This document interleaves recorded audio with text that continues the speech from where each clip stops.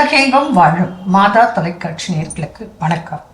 இன்றைய நிகழ்ச்சியில் பெண்களுக்கு இன்ஃபெர்டிலிட்டி, அதாவது ஃபீமேல் இன்ஃபெர்டிலிட்டி, பெண்களுக்கு குழந்தை இன்மைக்கு என்னென்ன காரணங்கள், அது எப்படியெல்லாம் வருது அப்படின்னா, இது கர்ப்பப்பை சார்ந்த ஒரு பிரச்சனை.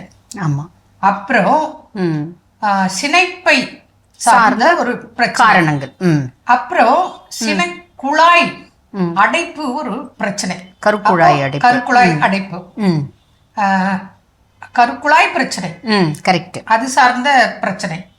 அப்புறம் பாத்தீங்கன்னா தைராய்டுனால ஒரு பிரச்சனை. ஆமா. ஒபிசிட்டினால ஒரு பிரச்சனை, பரம்பரை ரீதியாக ஒரு பிரச்சனை. அதுவும் ஒரு கவனத்துல கொள்ள வேண்டிய ஒரு முக்கியமான விஷயம். இன்றைய காலகட்டத்துல தைராய்டு, டயபெட்டிக் எல்லாம் சர்வசாதாரணமாக அன்மேரிடுக்கே இருக்குதாங்க.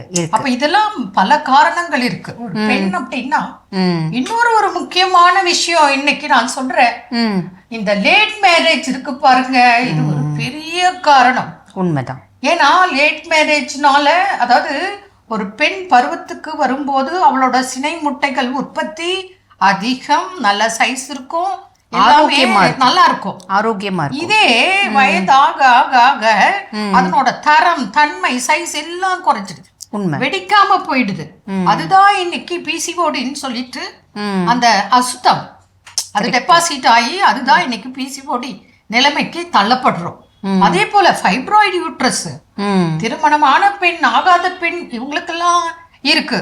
இதெல்லாம் பார்க்கும்போது லைஃப் ஸ்டைல் ரொம்ப மாறி போச்சு, உணவு பழக்க வழக்கம் மாறி போச்சு, உடை மாறி போச்சு, உடற்பயிற்சி இன்மை, இப்படி ஏகப்பட்ட விஷயங்கள் இருக்கு.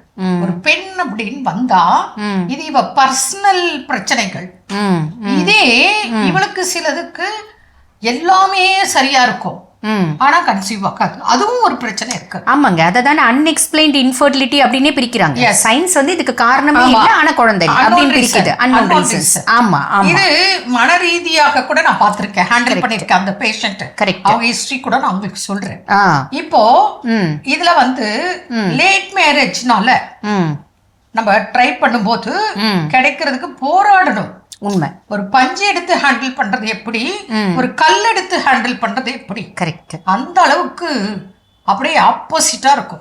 இப்பங்க சாஃப்ட், அது ஹார்டு. கரெக்ட். இப்ப பாருங்க, மக்கள் மனதுல ஒரு சந்தேகம் ஏற்படும். அதை நான் உங்களுக்கு கேள்வியா கேட்கிறேன். அதாவது என்ன நினைப்பாங்க அப்படின்னா, இதை பத்தி நான் ஒரு பதிவு பேசும்போது எனக்கு ஒரு கமெண்ட் ஒருத்தவங்க போட்டிருந்தாங்க, Kamalhaasan is the late son. அவங்க அம்மாக்கு எல்டர்லி, அவங்க அம்மா ரொம்ப வயதான பின்னாடி தான் சார் பிறந்தாராம். அதனால அப்போ லேட் மேரேஜோ இல்ல லேட்டா குழந்தை பிறக்கிறதோ தாயினோட வயதோ ஒரு காரணமே இல்லையே அப்படின்னு கேட்டிருந்தாங்க. இப்ப இதுக்கு நீங்க என்னங்க சொல்றீங்க? அதாவது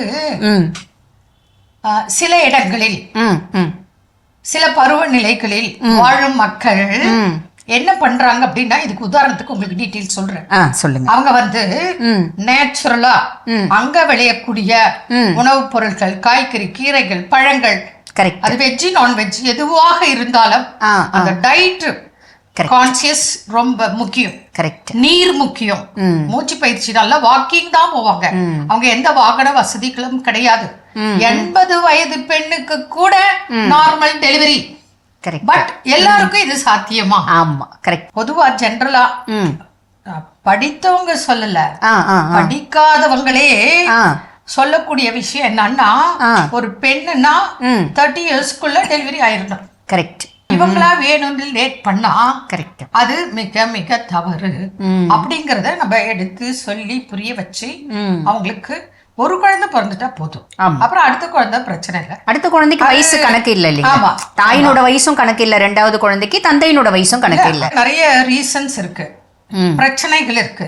அது ஒவ்வொன்றா நம்ம பிசிஓடி, ஃபைப்ராய்டு யூட்ரஸ், ஒபிசிட்டி, வேற என்ன காரணங்கள், அதெல்லாம் நம்ம ஒவ்வொரு டாபிக்கா நம்ம தினந்தோறும் பேசலாம். என்ன நேரத்துல இன்றைய நிகழ்ச்சி உங்களுக்கு பயனுள்ளதாக இருக்குன்னு நினைக்கிறேன். மீண்டும் நாளை சந்திப்போம். நன்றி. அன்னை மரியே வாழ்க.